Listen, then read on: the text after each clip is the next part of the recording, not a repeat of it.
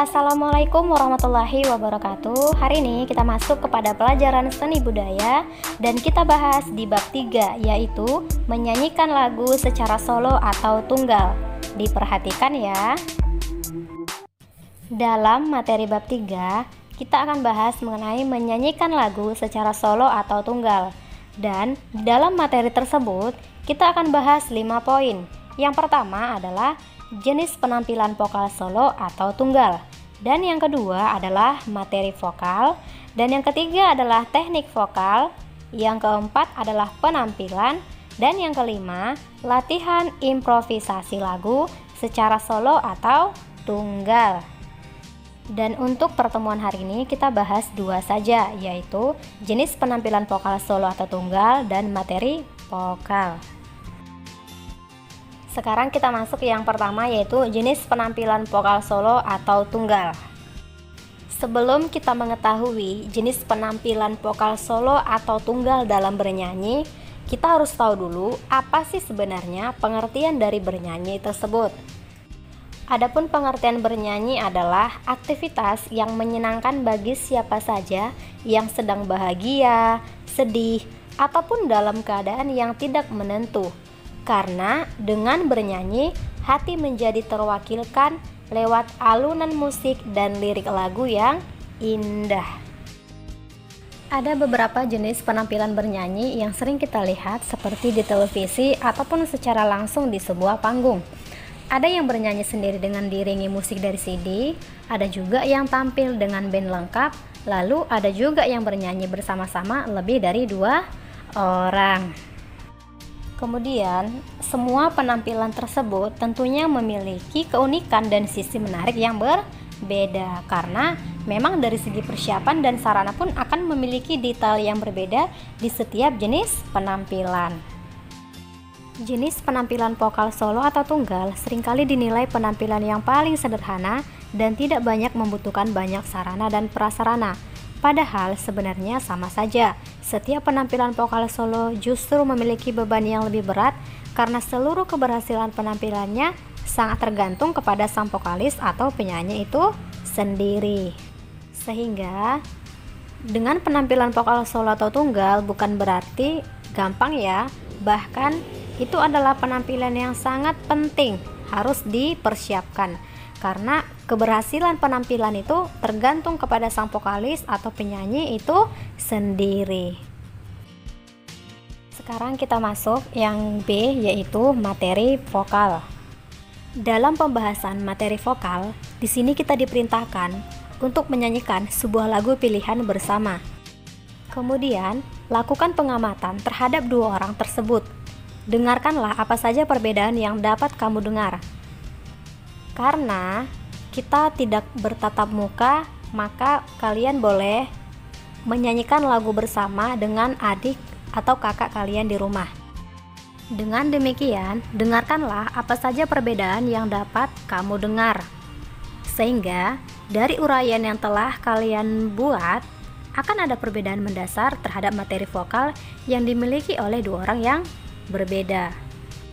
Dan yang pastinya, suara vokal kamu dengan adik atau kakak kamu akan memiliki perbedaan. Sehingga perbedaan mendasar terhadap materi vokal yang dimiliki oleh 2 orang itu apa aja sih? Diperhatikan ya. Yang pertama itu adalah perbedaan antara warna suara, dan yang kedua itu adalah wilayah nada.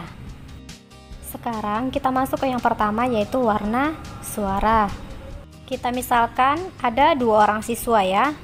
Dan di sini kita akan lihat bunyi atau suara satu siswa berbeda dengan siswa yang lainnya.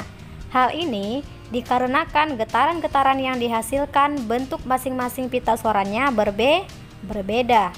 Sama halnya dengan kalian melakukan bernyanyi dengan saudara, kakak atau adik, itu pasti mengeluarkan pita suara yang berbeda. Sehingga perbedaan ukuran pita suara merupakan pemberian dari Tuhan yang akan menghasilkan frekuensi suara masing-masing juga.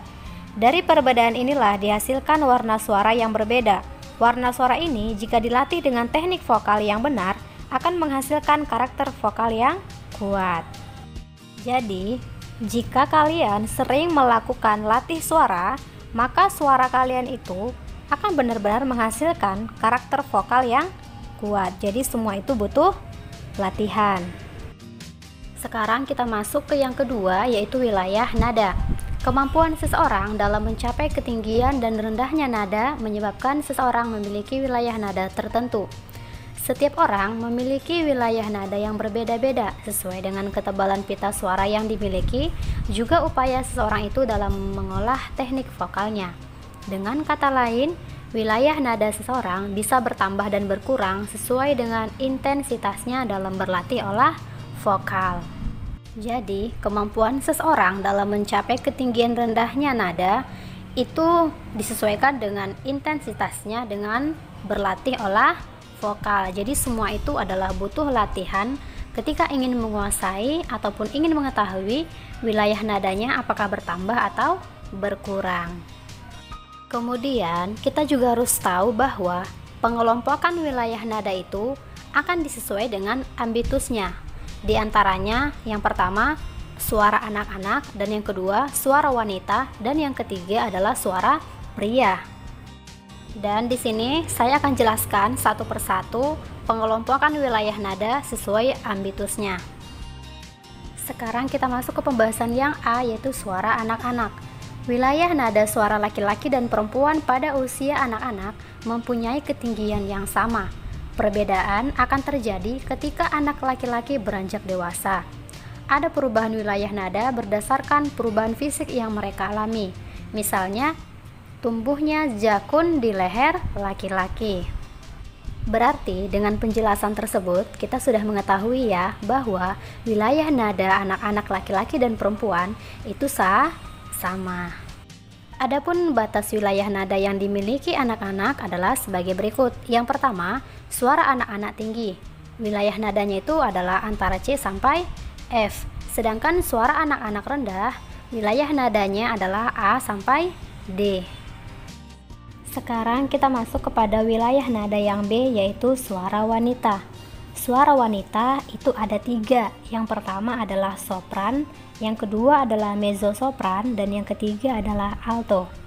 Sopran itu adalah suara tinggi wanita yang dimana wilayah nadanya dari C sampai A. Sedangkan yang kedua adalah mezzosopran yang dimana itu adalah suara sedang wanita, wilayah nadanya antara A sampai F. Sedangkan yang ketiga adalah alto yang dimana itu adalah suara rendah wanita yang dimana wilayah nadanya dari F sampai D. Sekarang kita masuk ke suara pria. Suara pria itu juga ada 3. Yang pertama adalah tenor, yang kedua adalah bariton, dan yang ketiga adalah bass. Tenor itu adalah suara tinggi pria yang dimana wilayah nadanya dari C sampai A. Sedangkan bariton adalah suara sedang pria yang dimana wilayah nadanya dari A sampai F. Sedangkan bass itu adalah suara rendah pria yang dimana wilayah nadanya F sampai D. Dengan demikian, pengetahuan tentang wilayah nada ini benar-benar harus diketahui oleh siswa yang akan bernyanyi. Jangan sampai siswa memaksakan menyanyikan lagu dengan nada dasar yang di luar jangkauan wilayah nada yang dimilikinya.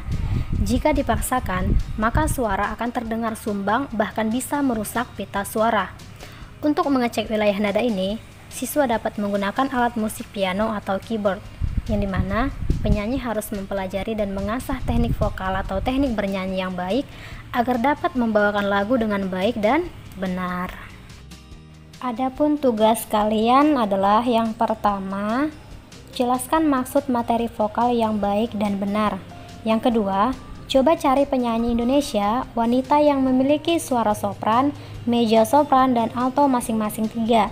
Dan yang ketiga, coba cari penyanyi Indonesia pria yang memiliki suara tenor, bariton, dan bass masing-masing 3.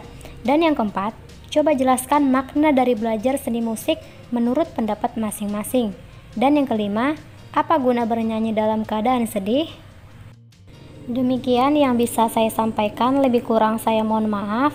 Wassalamualaikum warahmatullahi wabarakatuh.